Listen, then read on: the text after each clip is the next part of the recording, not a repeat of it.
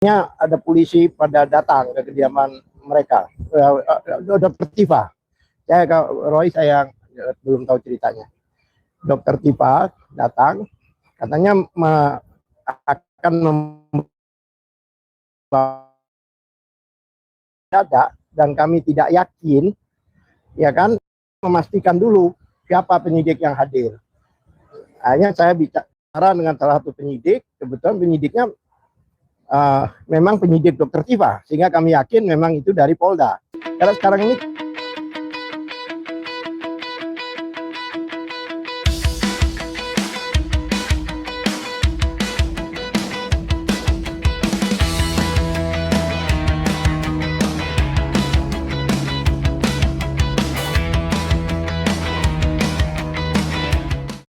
ada polisi pada datang ke kediaman mereka, dokter Tifa.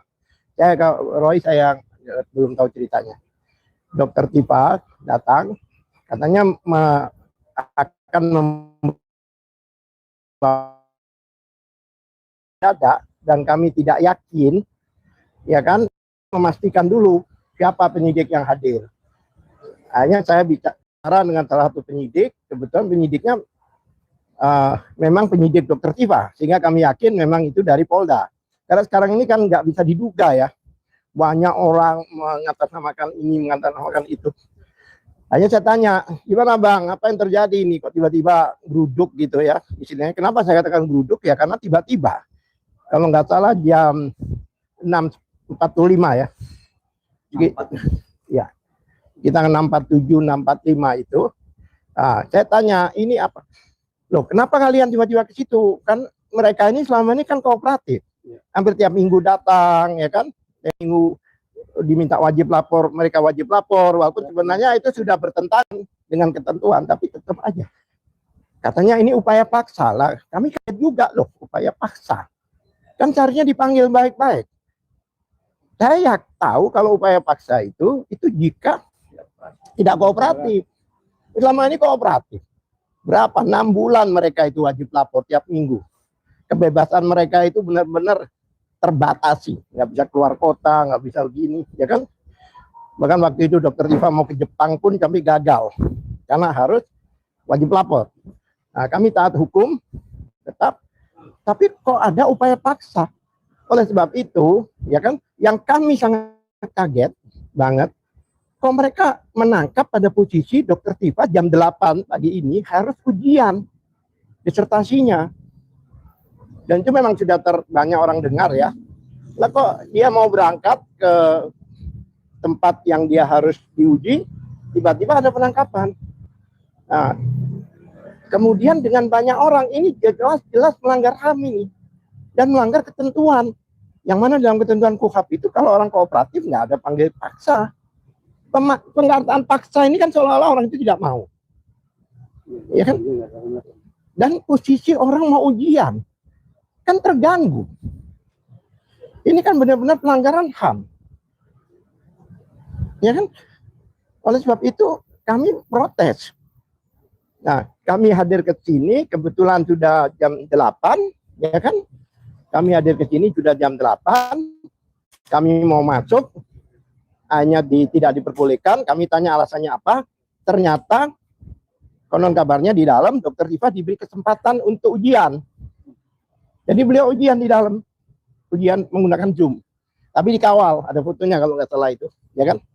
Ya, tapi bagaimanapun juga ini sudah suatu pelanggaran. Bagaimana orang dalam keadaan mau ujian ditangkap, pasti berpengaruh pada psikologis. Jadi bukan hanya pelanggaran HAM, tapi juga pelanggaran undang-undang. Jelas-jelas pada waktu kami telepon, mengatakan bahwa ini upaya paksa. Kan heran kita. Selama ini mereka kooperatif, bahkan wajib lapor itu on time, jamnya pun on time, 6 bulan, walaupun sebenarnya sudah tidak boleh lagi itu ada wajib lapor, dalam posisi mereka tidak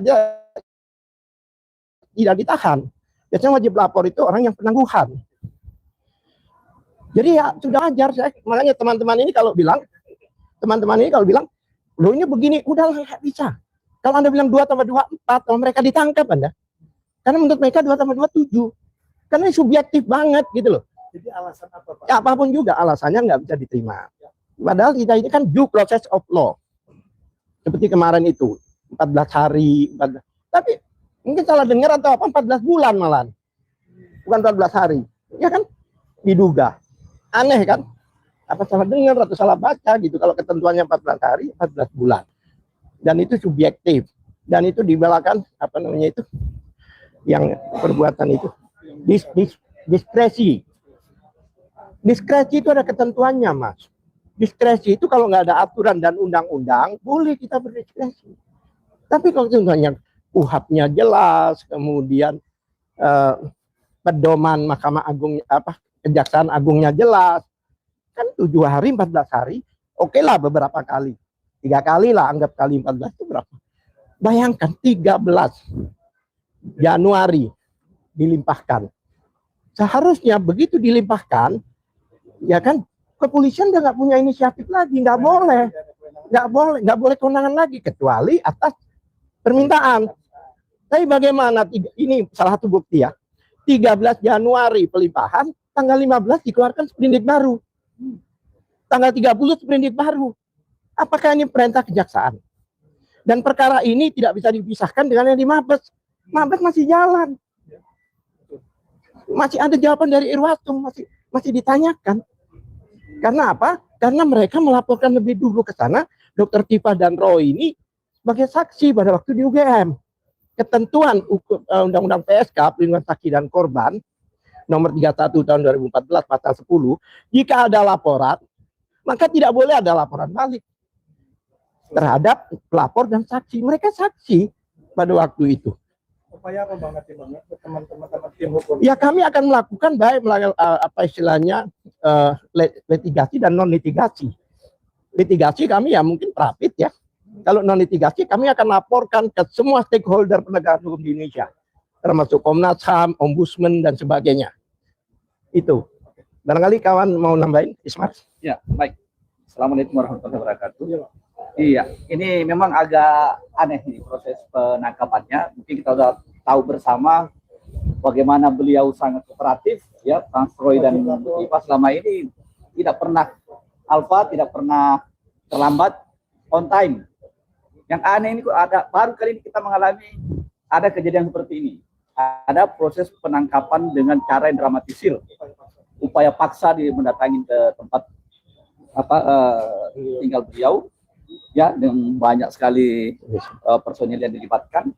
Jadi kami akhirnya mengambil suatu sikap ataukah ada dugaan bahwa apakah kasus ini bukan pengalihan isu juga ini? Kok bisa itu loh? Pas lagi kenceng-kencengnya selama ini, kok tiba-tiba ya kan di banyak kritikan dari masyarakat, kok tiba-tiba ada penangkapan seperti ini? Ya, pasti kita akan melakukan upaya hukum. Nah, sebagaimana mungkin undang-undang yang baru, yang sebagaimana sering disampaikan oleh Bapak Wakil Menteri Menteri Hukum dan HAM, kan jelas menyampaikan salah satu upaya praktik itu, ranah praktik itu adalah proses penangkapan.